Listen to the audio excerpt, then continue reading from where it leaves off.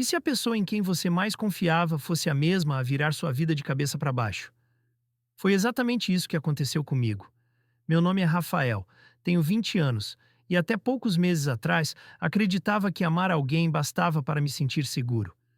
Mas Lisboa me ensinou que o amor pode ser também uma arma e que até o silêncio tem consequências. Eu conheci Miguel na faculdade, num daqueles dias em que o mundo parecia pesado demais. Ele se aproximou quando eu já me sentia cansado das piadas veladas e dos olhares tortos dos colegas. Com ele, o ar parecia menos denso.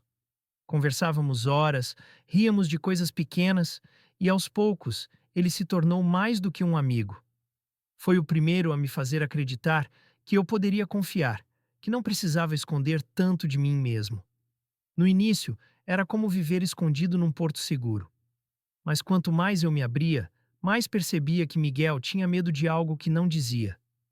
Quando estávamos sozinhos, ele era carinhoso, atencioso, presente. Mas bastava alguém se aproximar, e ele se afastava de repente, como se nada existisse entre nós. Eu aceitava, achando que o tempo resolveria, até perceber que esse medo podia se transformar em algo bem mais cruel. Naquela noite, não desconfiei de nada. Estávamos juntos no quarto dele, falando sobre a vida, sobre sonhos e futuros.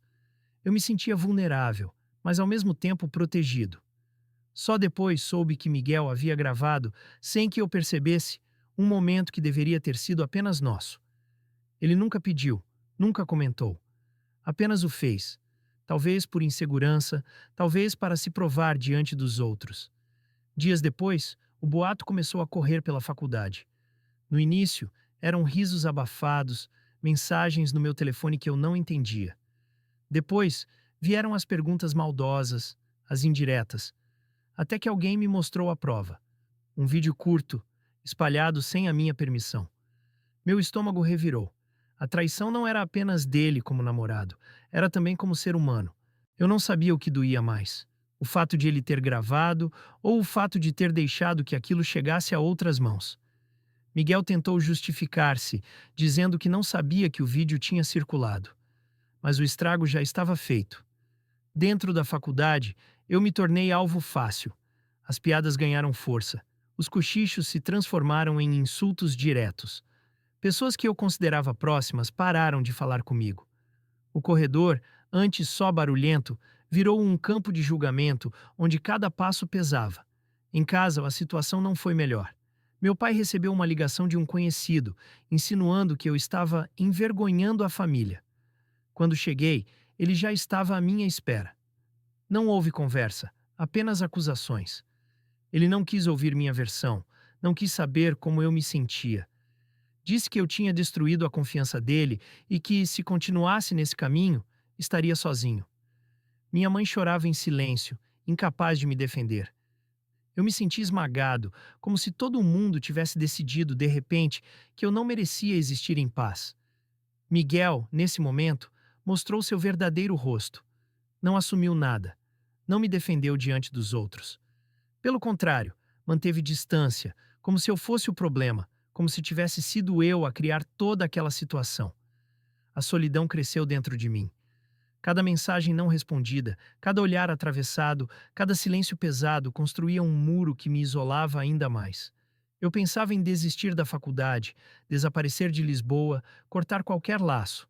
Mas algo dentro de mim, talvez raiva, talvez o instinto de sobrevivência, não me deixou. A dor era real, mas também havia uma faísca. A consciência de que eu não podia permitir que o erro de Miguel definisse quem eu era. No fundo, eu sabia que essa história ainda não tinha acabado e que, de alguma forma, eu encontraria forças para virar o jogo. Quando você acha que chegou ao fundo, sempre existe alguém disposto a empurrar você ainda mais. Foi essa a sensação que tive nas semanas seguintes. A cada dia, o vídeo parecia ganhar novas formas, novos comentários, novos risos. Eu caminhava pelos corredores da faculdade como se fosse um estranho dentro da própria vida. Professores começaram a me olhar de forma diferente. Não havia palavras, mas havia silêncio, aquele silêncio que pesa mais do que qualquer insulto. Alguns colegas que costumavam dividir trabalhos comigo simplesmente deixaram de responder as mensagens. Até mesmo pessoas que nunca tinham falado comigo achavam no direito de zombar. Lisboa, tão grande, parecia ter encolhido ao tamanho de uma sala cheia de vozes hostis. Em casa, meu pai se tornou um juiz constante. Evitava olhar para mim, mas sempre encontrava um jeito de deixar claro o quanto estava decepcionado. Ele repetia que eu tinha destruído a imagem da família, como se minha existência fosse uma mancha. Minha mãe tentava me consolar com gestos discretos, mas a ausência de palavras dela doía quase tanto quanto os ataques dele. Eu dormia pouco, comia pouco, e comecei a acreditar que não havia saída. Foi então que Tiago entrou na minha vida. Ele não fazia parte do meu círculo próximo, mas tinha fama de ser reservado, de não se importar com a opinião dos outros. Um dia, quando me viu sozinho no pátio, aproximou-se sem hesitar. Não trouxe consolo vazio nem frases prontas. Apenas disse: "Eu sei como é." No início, achei que era mais uma ironia, mais uma tentativa de brincar com a minha dor. Mas o olhar dele não tinha julgamento. Ele se sentou ao meu lado, e pela primeira vez em semanas, alguém não me tratou como se eu fosse um fardo. Naquele momento, não precisei explicar nada. Tiago já entendia. Descobri depois que ele também tinha passado por algo parecido. Não um vídeo, mas a rejeição. Foi expulso de casa quando contou ao pai quem era de verdade. Trabalhou, se sustentou sozinho e voltou à faculdade porque não aceitou que a vergonha decidisse seu destino. O jeito como falava não era de quem oferecia piedade, mas de quem carregava cicatrizes. E foi isso que me deu confiança. Com Tiago, aprendi que não era necessário calar. Ele me mostrou grupos de apoio em Lisboa, encontros discretos de jovens que enfrentavam histórias parecidas. No início, resisti. O medo de ser reconhecido, de virar alvo de novo, me paralisava. Mas a alternativa era continuar me afundando, e eu sabia que não podia mais. Enquanto Miguel fingia que nada tinha acontecido, Tiago se tornava meu ponto de equilíbrio. Ele não me perguntava por que eu ainda me importava com quem me traíra. Apenas deixava claro que a responsabilidade não era minha. Foi duro aceitar. Eu ainda me culpava, ainda acreditava que, se tivesse sido mais cuidadoso, nada teria acontecido. Mas cada conversa com ele arrancava um pedaço dessa culpa. Os ataques na faculdade não pararam. Alguns dias eram insuportáveis. Mas havia diferença. Agora eu não estava completamente sozinho. A presença de Tiago funcionava como um escudo invisível. As pessoas ainda falavam, mas eu já não desmoronava como antes. Descobri que quando alguém não se curva, o silêncio dos outros começa a perder força. Meu pai continuava rígido, incapaz de entender que eu não tinha cometido crime algum. Mas pela primeira vez, comecei a responder. Não com gritos, mas com firmeza. Quando ele dizia que eu havia arruinado tudo, eu retrucava que quem arruinou foi quem traiu minha confiança. Talvez ele não aceitasse, talvez nunca aceitasse, mas eu já não me calava. A maior virada aconteceu numa tarde, quando um grupo de colegas tentou me provocar na frente de todos. Antes que eu reagisse, Tiago se colocou ao meu lado e respondeu por mim, com uma calma que desmontou a provocação. Foi a primeira vez que percebi que não precisava enfrentar tudo sozinho. Naquela noite, ao deitar, senti algo diferente. Não era alívio, ainda havia dor demais, mas havia também a sensação de que eu tinha dado o primeiro passo. O mundo podia continuar hostil. Miguel podia fingir inocência, meu pai podia me rejeitar. Mas eu tinha encontrado uma voz dentro de mim. E com Tiago por perto, sabia que essa voz não seria mais sufocada. Um traidor nunca se contenta apenas em ferir. Ele precisa ver você cair para se sentir inteiro. Essa frase não saía da minha cabeça cada vez que cruzava com Miguel na faculdade. Ele evitava meu olhar, fingia normalidade, mas era impossível acreditar que não tinha culpa. A cada cochicho que explodia em risadas atrás de mim, eu me perguntava quantas vezes ele tinha contado sua versão para se limpar, jogando toda a sujeira em cima de mim. Eu não estava mais disposto a aceitar. O silêncio me destruíra demais. Com Tiago ao meu lado, aprendi que encarar era melhor do que fugir. E foi isso que fiz numa manhã de segunda-feira, quando finalmente o confrontei. Por que você fez isso? Perguntei, direto, sem rodeios. Miguel arregalou os olhos, mas tentou manter a calma. Eu não espalhei nada, Rafael. Você sabe como as coisas são. Alguém pegou sem querer. Sem querer? Minha voz subiu. Você gravou sem me dizer.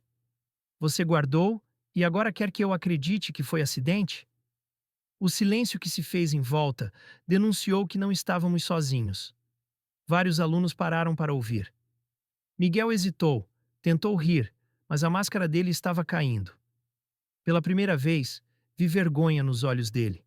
E isso foi suficiente para que muitos começassem a perceber quem realmente havia errado.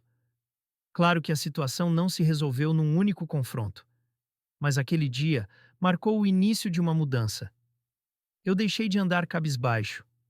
Não que a dor tivesse passado, mas porque entendi que calar era dar razão a quem me feriu. Tiago reforçava isso a cada conversa. Ele só tem poder enquanto você se esconde. Decidi aceitar o convite dele para participar de um encontro de jovens LGBT em Lisboa. Entrei com medo, acreditando que seria mais um espaço de julgamentos. Mas não. Cada rosto trazia uma história marcada por rejeição, e ainda assim havia força em cada palavra. Ali percebi que não era o único, que meu sofrimento tinha eco na vida de muitos outros. Ouvir, compartilhar, receber apoio, foi como respirar de novo depois de semanas sufocado. Enquanto eu me reerguia, Miguel afundava. Os amigos que antes riam ao lado dele começaram a se afastar. Alguns perceberam que não podiam confiar em alguém que traiu a intimidade do próprio parceiro. Outros apenas não queriam carregar o peso de estar ligados a um escândalo que já não parecia tão divertido. A solidão que ele me entregara começou a rondá-lo também. Meu pai, porém, não cedia. Continuava frio, repetindo que eu trazia vergonha, mas dessa vez não chorei diante dele. Disse apenas: vergonha é trair a confiança de alguém. Vergonha é esconder-se atrás do medo. Eu não tenho do que me envergonhar. Ele não respondeu. Ficou em silêncio, e esse silêncio foi, pela primeira vez, uma vitória. Tiago se tornou mais do que um apoio. Era um parceiro de luta.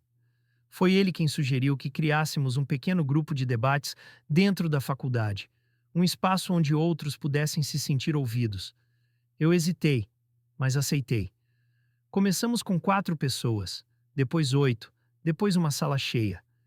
Cada encontro era um grito coletivo contra o silêncio que nos esmagava.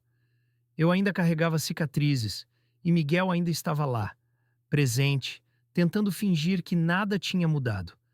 Mas eu já não era mais a mesma vítima que ele havia deixado exposta. A cada reunião, a cada nova voz que se juntava à nossa, eu sentia a certeza crescer. A traição dele não seria o fim da minha história. Pelo contrário, seria o início de algo muito maior. Naquele semestre, Lisboa deixou de ser apenas o cenário da minha dor. Tornou-se o lugar onde eu descobri que lutar por si mesmo é também lutar por todos que ainda não tiveram coragem de levantar a cabeça. A cada semana, o grupo crescia. Já não era apenas um espaço de partilha, mas um lugar onde vozes antes caladas ecoavam sem medo. Quando percebi, éramos mais de 20 numa sala apertada, todos unidos por uma dor comum, mas também por uma esperança que se tornava cada vez mais concreta. Miguel não suportava ver aquilo acontecer. Tentou ridicularizar nossas reuniões, dizendo que eram sessões de vitimização. Mas sua voz já não tinha peso. Os risos que antes o seguiam se transformaram em olhares desconfortáveis. Ele não percebia que quanto mais tentava desqualificar, mais revelava sua própria culpa. Um dia, ao sair do encontro, encontrei meu pai à porta de casa. Ele me esperava, braços cruzados, expressão dura. Estás a perder tempo com essas coisas, disse seco. Deviam preocupar-se em estudar, não em inventar problemas. Respirei fundo. Já não tremia diante dele.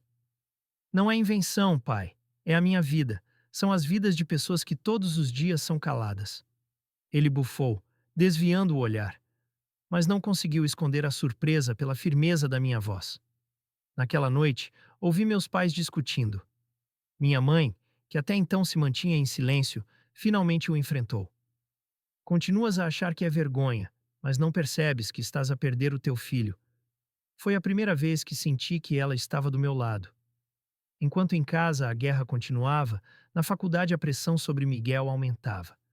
Professores começaram a perceber o ambiente de hostilidade criado por ele. Um colega, que antes era seu aliado, revelou numa aula que Miguel tinha se gabado da gravação. A máscara caiu de vez.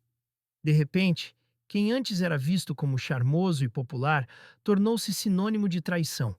Ele tentou me procurar, pedir que eu parasse de fazer campanha contra ele. Mas eu apenas respondi: não preciso inventar nada. Tu mesmo cavaste o buraco onde estás a cair. O silêncio dele foi a confirmação que eu esperava. O grupo que criei com Tiago organizou um debate aberto no auditório da faculdade. O tema era simples: respeito e dignidade não são opcionais. A sala encheu. Eu tremia antes de falar, mas quando comecei, as palavras saíram sem esforço. Contei a minha história, sem apontar nomes, mas todos sabiam de quem falava. Disse como é ser exposto, como é carregar o peso da rejeição da própria família e ainda ter de enfrentar o riso cruel dos colegas. Quando terminei, houve silêncio. Depois, aplausos. Aquele som foi mais do que aprovação, foi libertação. Miguel estava lá, no fundo da sala. O rosto dele era um misto de raiva e desespero. Mas não disse nada. Sabia que qualquer palavra seria inútil. Ele já não tinha espaço. Em casa, a relação com meu pai chegou ao limite. Uma noite, depois de outra discussão, ele gritou: se não queres seguir as minhas regras, então sai. Eu olhei para ele com calma, sem lágrimas. Não precisas expulsar-me. Já decidi que vou sair. Foi doloroso, mas também libertador. Pela primeira vez, percebi que não era eu quem estava a perder algo. Com a ajuda de amigos do grupo, encontrei um quarto para alugar em Lisboa. Não era grande, mas era meu. Tiago ajudou na mudança, carregando caixas, rindo quando eu dizia que não tinha quase nada. Ao fechar a porta naquela primeira noite, senti o peso desaparecer dos meus ombros. Miguel, entretanto, estava cada vez mais isolado. A reputação que tanto prezava desmoronou. As mesmas pessoas que o aplaudiam agora atravessavam o corredor sem sequer lhe dirigir palavra. Ele tentava se agarrar a desculpas, mas já não havia quem o escutasse. Eu não buscava vingança, mas sabia que a justiça tinha acontecido. Não por tribunais ou punições formais, mas pelo simples fato de que a verdade encontrou seu caminho. O que antes era dor virou voz. O que antes era silêncio virou resistência. Naquele semestre, percebi que não se tratava apenas da minha história. Era sobre todos nós. Sobre transformar vergonha em coragem, traição em união, rejeição em luta. E eu já não estava sozinho. O primeiro mês fora de casa foi difícil. Havia silêncio demais no quarto pequeno, contas para pagar e uma sensação constante de vazio. Mas ao mesmo tempo, cada detalhe daquela rotina simples era prova de que eu tinha conquistado algo que antes parecia impossível: a minha liberdade. Tiago visitava-me com frequência. Não era apenas apoio, era a amizade verdadeira, construída na base da confiança e da coragem que partilhávamos. Foi ele quem me incentivou a continuar com os debates na faculdade, a transformar o grupo numa associação oficial. Em pouco tempo, tínhamos estatuto, reuniões abertas e até parcerias com organizações maiores. Aquilo que começou como um refúgio tornou-se movimento. Miguel, pelo contrário, afundava-se em silêncio. Viu uma vez, sentado sozinho no café em frente ao campus. O olhar perdido, sem a arrogância de antes. As pessoas já não o temiam, já não o seguiam. Ele tinha se tornado sombra do que fora. Alguns diziam que planejava mudar de cidade, outros que pensavam em abandonar o curso. Eu não sentia ódio, apenas uma estranha compaixão. O que ele me fez foi cruel, mas a queda dele mostrava que a vida devolve o que se planta. O maior desafio ainda era em casa. O contato com minha mãe continuava, mas meu pai evitava falar comigo. Até que um dia, inesperadamente, ele apareceu na porta do quarto que eu alugava. Não pediu para entrar. Ficou no corredor, braços cruzados como sempre. Pensei que ias desistir, disse, sem olhar diretamente para mim. Não desisti, pai. Só deixei de viver com medo. Houve um silêncio pesado. Por um instante, achei que viria outro insulto, mas ele apenas baixou os ombros e murmurou: A tua mãe tem razão. Eu perdi-te. Aquela frase não era pedido de perdão, mas foi a primeira rachadura na muralha que ele tinha erguido entre nós. Na faculdade, organizei um grande evento sobre diversidade. O auditório estava cheio. Subi ao palco, olhei para todas aquelas pessoas e senti um nó na garganta. Contei o que significava resistir ao silêncio, o que era carregar o peso do julgamento da própria família e mesmo assim seguir em frente. Não falei de vingança. Falei de dignidade. Quando terminei, os aplausos ecoaram de novo, mas dessa vez não me senti apenas ouvido. Senti-me compreendido.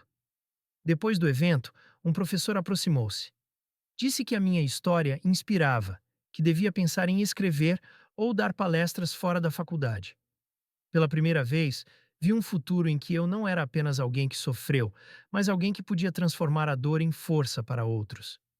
Miguel não apareceu mais.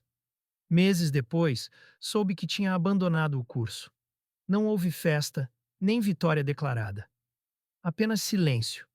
A vida seguiu sem ele. Em casa, a distância com meu pai ainda era grande, mas já não era guerra. Ele não mudou de um dia para o outro, mas deixou de levantar a voz. Às vezes perguntava se eu precisava de algo, e essa pequena abertura já era mais do que eu esperava. A relação não estava curada, mas havia espaço para recomeço. Na última noite daquele semestre, sentei-me na varanda do quarto alugado com Tiago. Ele perguntou se eu me arrependia de algo. Pensei por um momento e respondi: Não me arrependo de ser quem sou.